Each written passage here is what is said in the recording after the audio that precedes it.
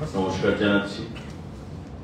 আজকের এই সাংবাদিক বৈঠক আমাদের খাদ্য দপ্তর এবং কৃষি দপ্তর এর পক্ষ থেকে আপনাদের মাধ্যমে সারা রাজ্যে বিশেষ করে কৃষক সমাজ যারা রয়েছে, কৃষক ভাইরা, তাদের উদ্দেশ্যে আমার ডান দিকে যিনি রয়েছেন ডাইরেক্টর ফুড সুমিত লোধ মহোদয় এবং বাঁদিকে যিনি রয়েছেন ডাইরেক্টর এগ্রিকালচার শরদিন্দু দাস মহোদয়।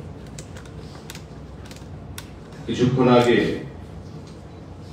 আমাদের মাননীয় কৃষি মন্ত্রীর উপস্থিতিতে সারা রাজ্যের বিডিও, এসডিএম, পঞ্চায়েত সমিতির চেয়ারম্যান, আমাদের কৃষি দপ্তরের বিভিন্ন আধিকারিক, খাদ্য দপ্তরের বিভিন্ন আধিকারিকদের সঙ্গে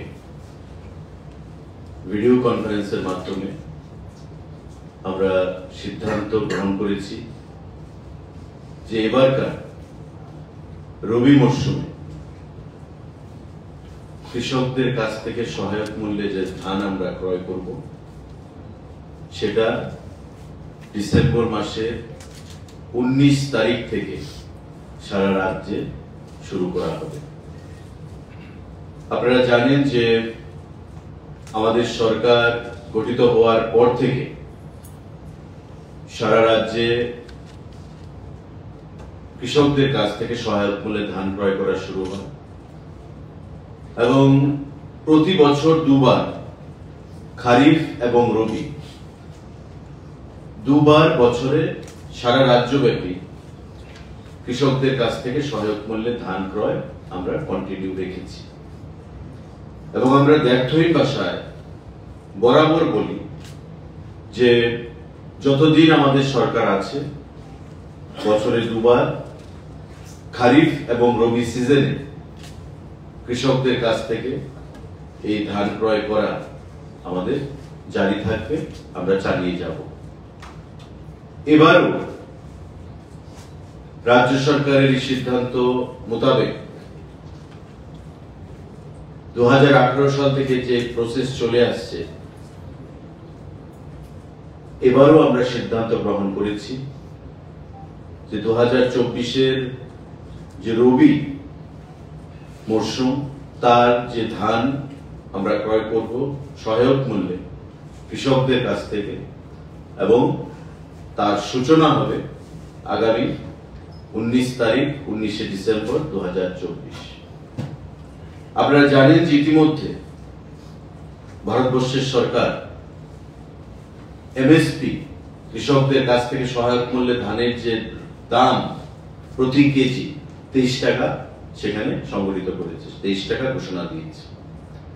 21 টাকা 83 পয়সা ছিল খারিফ সিজনে এবং সেটাকে বৃদ্ধি করে এখন সেই অর্থ হয়েছে প্রতি কেজি 23 টাকা এবং প্রতিবারই আপনারা দেখবেন 1 টাকা 1.5 টাকা করে প্রতি বছর সেই দাম বৃদ্ধি পাচ্ছে। বছরে দুবার ধান ক্রয় হচ্ছে, প্রতিবারই যে এমএসপি সেই এমএসপি বৃদ্ধির ঘোষণা কেন্দ্রীয় সরকার দিচ্ছে এবং রাজ্য সরকার সেটা আমরা সারা রাজ্যে কৃষকদের কাছ থেকে ধান ক্রয়ের মাধ্যমে আমরা পালন করছি। গত খারিফ সিজনে আমরা ধান ক্রয় করেছিলাম এবং সারা রাজ্য থেকে 16,000 মেট্রিক টন ধান আমরা ক্রয় করতে পেরেছিলাম।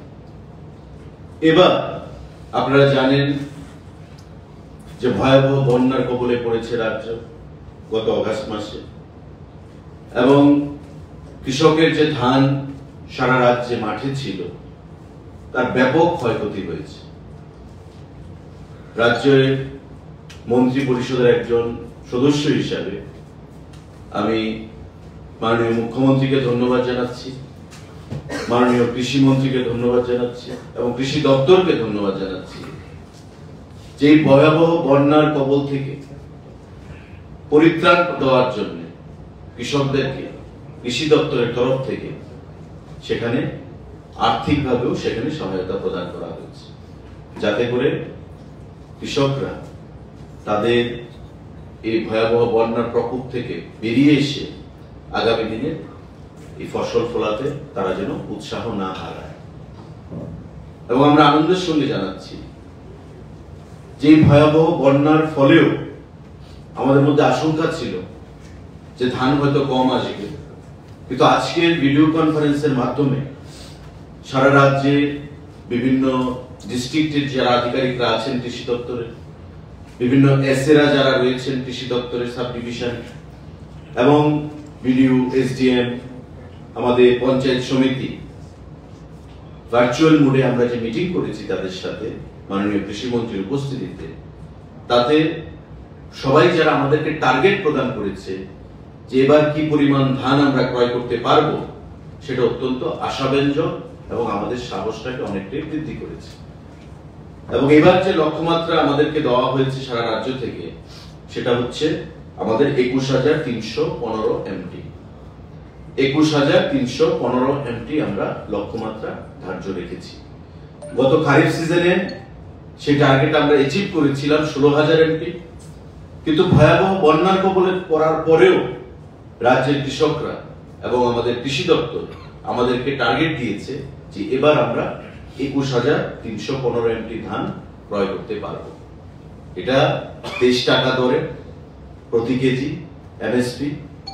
এবং আগামী দিনে এই যে সরকারের, কেন্দ্রীয় সরকার এবং রাজ্য সরকারের যে প্রচেষ্টা কৃষকদের কাছে অধিক অর্থ প্রদানের জন্য, কৃষকদের আয়কে দ্বিগুণ করার জন্য, এই পদক্ষেপ বা এই ধান প্রকিউরমেন্টের যে প্রক্রিয়া, যেটা বিগত দিনে কৃষকদের অর্থনৈতিক বুনিয়াদকে শক্তিশালী করেছে, এবারও সেটা অনেকটাই আমরা এগিয়ে নিয়ে যেতে পারবো বলে আমরা আশা করি।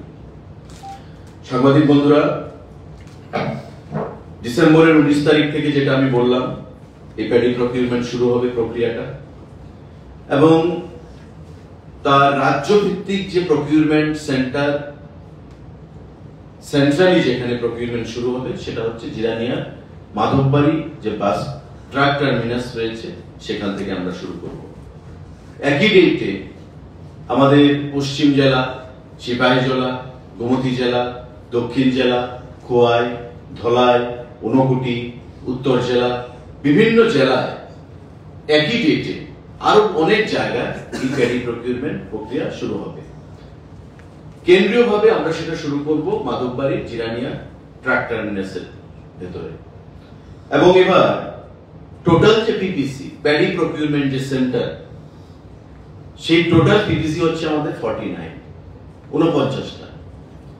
সারা রাজ্যে 49টা সেন্টারে 1 মাস ব্যাপী এই প্যাডি প্রকিউরমেন্ট প্রক্রিয়া সেখানে চলবে।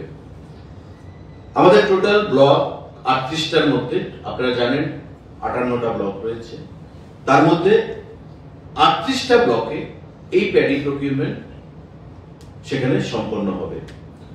এবং নগর পঞ্চায়েত 1টাতে সম্পন্ন হবে, সাব ডিভিশন 19টাতে সম্পন্ন হবে। টোটাল যেটা আমি বলেছি 21,315 এমটি ধান আমরা ক্রয় করব। আজকের মিটিংয়ে মাননীয় কৃষিমন্ত্রীর উপস্থিতিতে সেই সিদ্ধান্ত গ্রহণ করা হয়েছে সারা রাজ্যে বিভিন্ন আধিকারিকদের কাছ থেকে। আমি একটা ডাটা আপনাদেরকে দিতে চাই। 2018-19 থেকে আমরা এই প্যাডি প্রকিউরমেন্ট প্রক্রিয়া শুরু করেছিলাম সরকার আসার পর। এখন পর্যন্ত টোটাল 2,78,059.696 এমটি ধান আমরা ক্রয় করতে পেরেছি সারা রাজ্যের কৃষকদের কাছ থেকে, বছরে দুবার করে। 2,07,859 2,07,859.696 এমটি ধান আমরা এখন পর্যন্ত ক্রয় করতে পেরেছি সারা রাজ্যের কৃষকদের কাছ থেকে। এবং এতে করে যে নাম্বার অফ ফার্মার্স বেনিফিটেড 1,08,127 জন, 1,08,127 জন কৃষক সেখানে উপকৃত হয়েছে। এবং টোটাল যে অর্থ কৃষক কুলের কাছে বা কৃষক সমাজের কাছে গেছে সেটা হচ্ছে 405,88,88,00,000 টাকা, 405.88 crore। 405,88,00,000 টাকা অর্থ আমরা কৃষকদের কাছে দিতে পেরেছি। এবং আপনারা জানেন যে প্রতি বছর এমএসপি রেট সমান থাকে না, প্রতি বছর সেটা বৃদ্ধি পায় এবং সেটা বৃদ্ধি হয়ে এখন আমরা 23 টাকা দর প্রতি কেজি সেটা আমরা ঘোষণা করেছি। কেন্দ্রীয় সরকার থেকে বলা হয়েছে এবং রাজ্য সরকারও সেটা আমরা ঘোষণা করেছি। আমরা আশা করব এবারকার যে প্যাডি প্রকিউরমেন্ট যে আমাদের প্রোগ্রাম, খাদ্য দপ্তর এবং কৃষি দপ্তর আমরা যৌথভাবে সেটা করে থাকি বরাবর, সেটা সাফল্যমণ্ডিত হবে এবং যে টার্গেট আমাদেরকে দেওয়া হয়েছে আধিকারিকদের কাছ থেকে সারা রাজ্য থেকে 21,315 MT ধান, সেটা আমরা ক্রয় করে রাজ্যের কৃষক সমাজকে অর্থনৈতিকভাবে আমাদের প্রধানমন্ত্রী মোদীজি যে লক্ষ্য কৃষকদের আয়কে দ্বিগুণ করা, কৃষকদের অর্থনৈতিক বুনিয়াদকে শক্তিশালী করা, সেই লক্ষ্যমাত্রায় রেখে আমরা সামনের দিকে কৃষকদেরকে নিয়ে আরো এগিয়ে যেতে পারব। তো আমি মাননীয় কৃষিমন্ত্রীকে ধন্যবাদ জানাচ্ছি, মাননীয় আমাদের মুখ্যমন্ত্রীকে ধন্যবাদ জানাচ্ছি যে তারা বরাবর সেখানে খাদ্য দপ্তরকে সেই বিষয়ে সহযোগিতা করে এসছে। কৃষি দপ্তরকে ধন্যবাদ জানাচ্ছি, তাদের ভিএলডব্লিউ থেকে শুরু করে ডাইরেক্টর পর্যন্ত যে আধিকারিকরা রয়েছেন তারা প্রত্যেকে আমাদেরকে এই যে আমাদের প্রোগ্রাম প্যাডি প্রকিউরমেন্টে সেটাকে সাফল্যমণ্ডিত করার জন্য আমাদেরকে সহযোগিতার হাত বাড়িয়ে দিয়েছে। আগামী দিনে এই প্যাডি প্রকিউরমেন্টের দ্বারা রাজ্যের যে কৃষক সমাজ তারা এই যে দেখুন যে 405,88,00,000 টাকা, সেটা মেজরিটি টাকা গ্রামে গেছে, মানে গ্রামে কৃষক সমাজ বাস করে, গ্রামে গেছে, অর্থাৎ গ্রামীণ অর্থনৈতিক বুনিয়াদ স্ফীত হয়েছে, শক্তিশালী হয়েছে। মোদীজি যেটা লক্ষ্য যে কৃষকের কাছে টাকা যেতে হবে, কৃষকের আয়কে দ্বিগুণ করতে হবে, এটা প্যাডি প্রকিউরমেন্টের বলুন, এটা পিএম কিষানের মাধ্যমে বলুন, এটা বিভিন্ন কৃষি দপ্তরের পক্ষ থেকে বিভিন্ন স্কিমের মাধ্যমে বলুন, কৃষকের আয়কে দ্বিগুণ করতে হবে। কারণ ভারতের অর্থনীতি কৃষি নির্ভর অর্থনীতি। আজকে এই প্যাডি প্রকিউরমেন্টের মাধ্যমে আমাদের যে লক্ষ্য, সেই লক্ষ্যে আমরা এগিয়ে যাব। আজকে এই সিদ্ধান্ত আমরা গ্রহণ করেছি। আমরা যদি কোনো প্রশ্ন থেকে থাকে সাংবাদিক বন্ধুরা, আপনারা সেটা করবেন। টোটাল কতজন কৃষকের উপকৃত হয়েছে? 1,08,127 জন। 1,08,127 জন। স্যার, যে ফিগারটা আপনি দিয়েছেন 405,88,00,000 টাকা, এটা কি up to the last financial up to 23-24 second crop, মানে খারিফ লাস্ট। আমাদের বছরে দুবার হয়, খারিফ এন্ড রবি। শীতে যেটা হয় সেটা হচ্ছে রবি, মানে খারিফে যেটা ক্রপটা লাগানো হয় সেটা রবিতে আসে, রবিতে যেটা লাগানো হয় সেটা খারিফে যায়। তো বছরে দুবার হয়। লাস্ট খারিফ সিজন পর্যন্ত আমাদের 405,88,00,000 টাকা।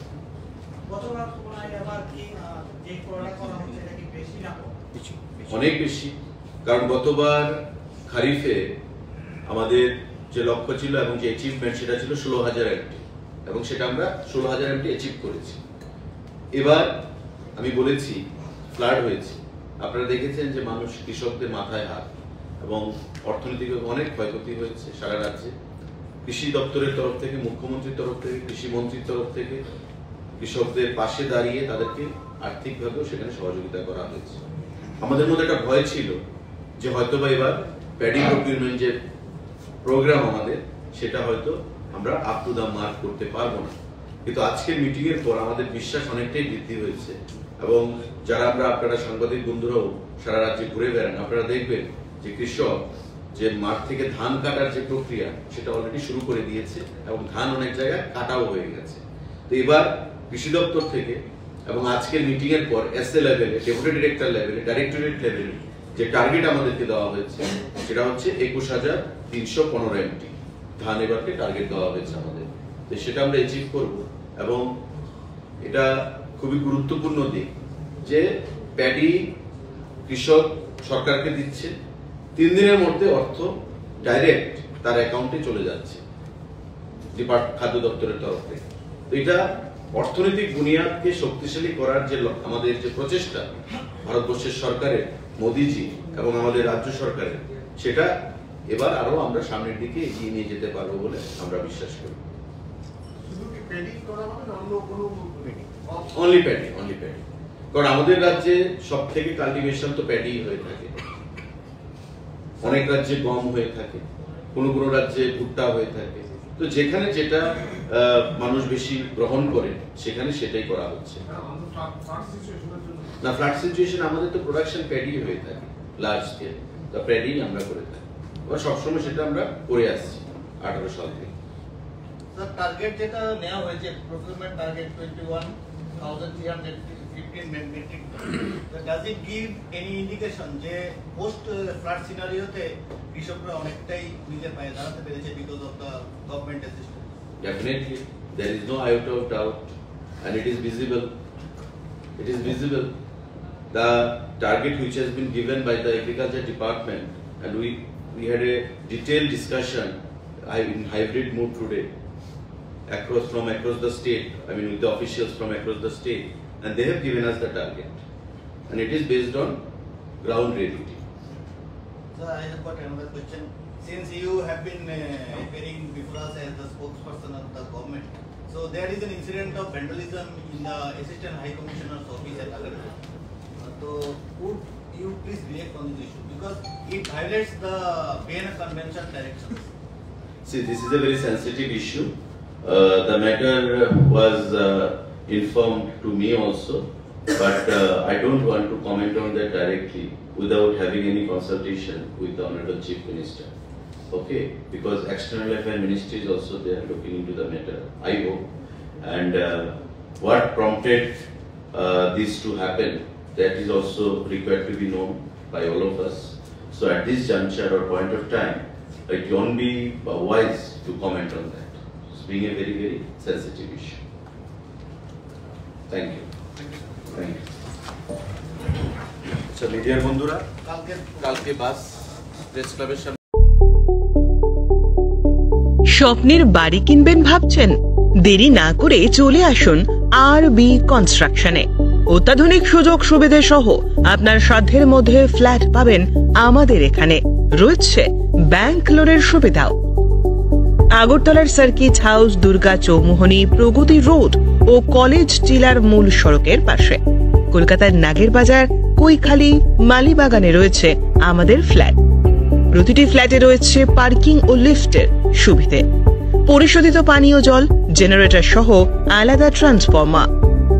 তাছাড়াও নিরাপত্তার জন্য থাকছে দিবারাত্রি সিকিউরিটি গার্ড, রয়েছে সিসি ক্যামেরার নজরদারিও। তাহলে দেরি না করে আজই যোগাযোগ করুন আরবি কনস্ট্রাকশনে। আমাদের ঠিকানা আরবি construction, Jhuma Chakraborty, circuit house, পুরনো রাজভবনের পিছনে। যোগাযোগ 8787495180 এবং 9436123139 এই নাম্বারে। জুড়ে থাকে বাঁধন আপনার চেয়েও আপন, জুড়ে থাকে বাঁধন আপনার চেয়েও আপন, আপনার চেয়েও আপন। স্বর্ণ কমল